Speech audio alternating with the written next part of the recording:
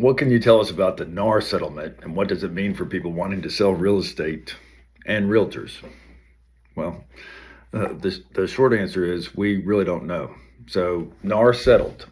There was uh, various court cases and class action suits, and the National Association of Realtors decided that 400 million plus was in our best interest, and to put this all to rest and to not have any situations in the future. National Association of Realtors didn't admit to any wrongdoing, but they have made an agreement that several things. One is there'll be no discussion of compensation commissions on any of the MLS services. And the other thing that they agreed to is that agents will go over and sign a buyer's agency agreement with buyers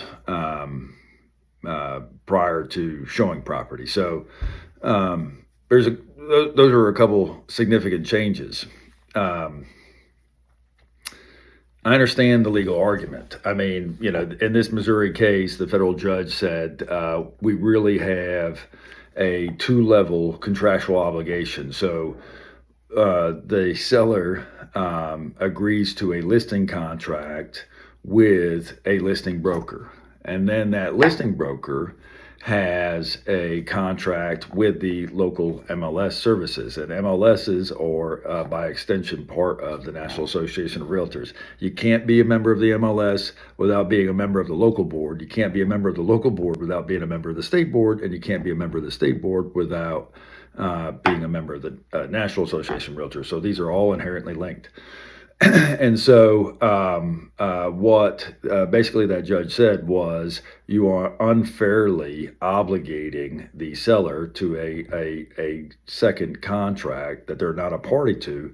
So you're obligating the seller to pay these buyer's commissions because you, the listing broker, have another contract. And they said, nope, we're not doing that anymore. And I mean, one of the things that really broke it down for me is when you think about it, you want to sue your neighbor Joe, and you go and see an attorney. And can you imagine if you went in there to meet that attorney, and that attorney said, "That's fine. You can sue your neighbor Joe, but you have to pay for his attorney too," and that just doesn't make any sense. So we're going to have listing agreements where commissions and whatever are negotiated between the listing broker and the seller. And we're going to have buyer's agency agreements, and the compensation for the buyer's agent will be negotiated between the buyer and the real estate agent. And then there'll be a discussion or the possibility of whether or not the seller wishes to offer a compensation to a potential buyer's agent as well. Why would they still want to do that? Well, there's a lot of reasons, because now that is going to be an out-of-pocket expense to the buyer. You could argue that it should be, but as they're scrounging up loan origination fee, whatever down payment they're required, appraisal, inspections, yada yada. Now these commissions could be part of it as well. Is the seller allowed to offer closing cost compensation? Yes. Do you want to put that on MLS? Some people might do that. I think that's a slippery slope. I haven't made a decision. I'm on a couple committees for the state, and one of the committees I'm on is the Forms Committee, and we're going to be discussing how we're going to change it. I'm on the Commercial Forms Committee, so often these are not all commercial brokers use MLS services, and so what you're going to pay me or what I should expect or whether or not the buyer is going to pay me has been kind of the standard practice in the commercial world. It's kind of 50-50 in the land world, and in the residential world, it's been this MLS thing that has been the situation. So In the history of my career, I've done deals. I've charged commissions as high as 20% and as low as 1.5%. Those are all over the place. I've had some difficult estate work or some residential pieces that were in really, really bad shape, and in order for me to do it, a 20% commission was worthwhile. A lot of the times in mid land level lots, I've been in the 10% range. Um, but I'm when we get north of $2 and $3 million, I mean, $9 million. That's I'm not charging. I'm not able to get 5 or 6 commission, and I probably don't deserve that for that transaction. But um, they've always been negotiable with me, and so I don't see this as a huge deal. Um, so I agree with the ruling, but we do have to figure out who's going to pay the buyer's agent now. So there are some things that we need to figure out. Will it be will it be the buyer out of pocket? That might be a little bit difficult on, like they said. Um, do you think it's certainly best for the buyer to have them have an advocate that's looking out in their best interest? I mean, the most seasoned real estate buyer is probably, I mean, not the most seasoned, but the average real estate buyer is going to do this 3 to 5 times in their lifetime, maybe 6 or 7 times. And, I'm fortunate enough that I'm doing it 50 to 75 times in a year.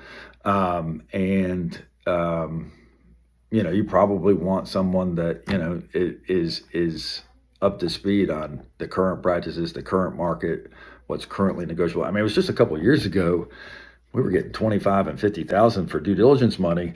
Now, on average, I'm getting $2,500 to $3,500 for due diligence money. So that the market changes, and a good agent needs to be aware of that.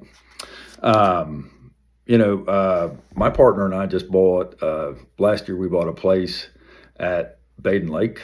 I think I'm a seasoned buyer, but I still went ahead and hired a buyer's agent that I knew and trusted. I mean, they knew the market, they knew the good parts of the lake, they knew the bad parts of the lake, they knew the views and where the sun came in, they knew the neighbors, they knew who lived there, and they knew which sections were going to be loud and rowdy, and that had good access and deep water, and not too much traffic, and we gave her a list of what we wanted. And then when we were under contract, we had access to the local vendors to make repairs and whatnot. So I didn't mind paying the a buyer's agent at all, and I could have gotten away with not doing it, but I thought it was in our best interest to have someone. So I think that if the buyer has to pay it out of pocket, everybody's saying that there's going to be an attrition of commissions. Maybe so. I mean, I was having a conversation with a broker that I knew and respected, and they said that they absolutely were not going to. They said they probably weren't going to get or ask for 3% anymore. And the truth of the matter is, I think the majority, well, I don't want to say anything I'm not supposed to say, but I've seen a lot of 2.5% for sure. And then, so anyways, this agent was a seasoned, experienced agent, and they said, I'm not going to do anything for less than 2.5%. And I'm like, really? So if somebody says to you they want to buy a $500,000 house and only pay you 2%, that's $10,000 or whatever. The average agent split is probably 65-35 or 70-30. So, I mean, they're walking away with between $6,000 and $7,000. That, if you break it down per hour, that's probably not all that great, especially if the person looks at 10, 12, 15 houses before you get under contract, and that deal may or may not go through. And there's a lot of work that's involved with an agent. I don't feel as though agents are overpaid, but I understand the public sentiment out there. So I do think we'll probably see some attrition on the buyer side. One of the things that would be interesting is, will the lender be able to include commissions as a closing cost? I don't, I haven't seen that or haven't heard about that, but that might be a change. I think if Uncle Sam doesn't get involved and change some of these rules and regulations, we could see some depreciation and drop in real estate because buyers not being able to afford representation. And I think there could be a lot of problems without a buyer having representation. Will real estate agent firms still be able to advertise their buyer commissions on their own websites, not on MLS, but on their own websites? I don't know yet. The indications are that they can. We'll have to see how the rules come up, maybe, but that might not be the best situation either. I mean, I'm going to have somebody full time just to answer. We carry a lot of listings. We probably have. I'm low on my listings right now, and I'm at 25 to 30. I usually have between 50 and 75 listings. So I would have somebody almost full time answering the phone, saying what our commission payout was.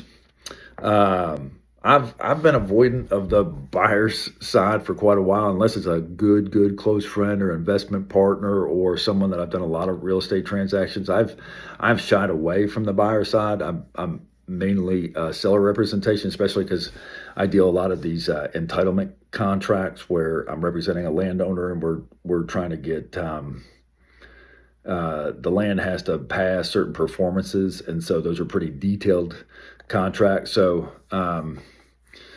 but my fiduciary responsibility is always to the seller, especially as a listing broker. And then when I'm not sure it's in their best interest right now to not offer any compensation. I mean, if somebody calls me up and says, "Hey, Eric, am I getting paid?" I'll say, "Yeah, it's 2.5 or whatever." And I think in this market now, it's still probably in their best interest to offer.